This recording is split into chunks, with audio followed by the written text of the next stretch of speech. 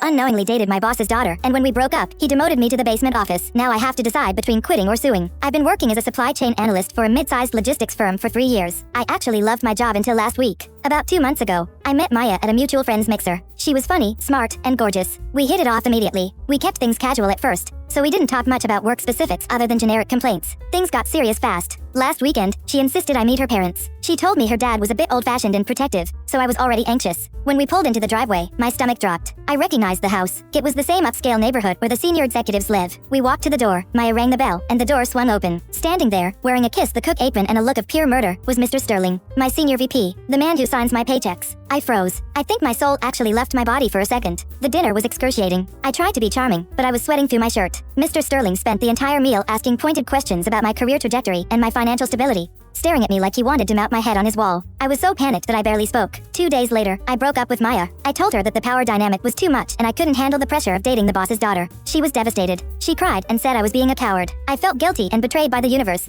but I thought it was the professional thing to do. I was wrong. On Monday morning, my keycard didn't work for the 4th floor. Mr. Sterling called me down to the lobby. He looked calm, almost happy. He told me that he felt my recent personal distractions were affecting my output. He said he was moving me to a new office where I could have total focus. That office is in the basement. It used to be a storage closet for archives. There is no window. The Wi-Fi barely reaches. My desk is a folding table. I am completely isolated from my team. I feel humiliated every time I have to walk upstairs just to use the bathroom. I'm furious that my career is being ruined because of a bad coincidence, but I'm terrified that if I quit, he wins. I'm freaking out. Is this constructive dismissal? I feel like he's trying to force me to quit so he doesn't have to pay unemployment. Should I try to talk to him, or do I go straight to a lawyer? I don't want to be blacklisted in the industry, but I can't stay in this dungeon. Commenter: dude, do not quit. That is exactly what he wants. This is textbook retaliation and constructive dismissal. Start documenting everything immediately. Take pictures of the basement office. Save every email. If you live in a one-party consent state, record your conversations. You need to lawyer up yesterday. This guy is trying to break you. Don't let him. Update: 6 days later. I read through all the comments on my break, hiding in the bathroom stall because it's the only place with decent cell service now. My anxiety has been through the roof, but the advice to document everything gave me a weird sense of purpose. I decided not to quit. Instead, I went into malicious compliance mode, or at least I tried to. On Tuesday, I took photos of the basement office. I made sure to capture the flickering fluorescent light that buzzes like a dying insect and the stack of water-damaged files next to my head. I emailed Mr. Sterling asking for clarification on my new duties since I was cut off from the main server. I phrased it super politely. I asked him how he wanted me to access the live supply chain data from a room with no internet port. He didn't reply by email. Instead, he came down to the basement personally. The door creaked open, and he stood there in his pristine suit, looking around the dusty room with a smirk. He told me that since I was having connectivity issues, he had a special project for me. He dropped 3 massive boxes of physical invoices from 2018 onto my folding table. He said he needed them manually audited and cross-referenced by Friday. He told me it was a character-building exercise and that he expected me to be grateful for the opportunity to learn the business from the ground up. I felt my blood boiling. I wanted to scream at him,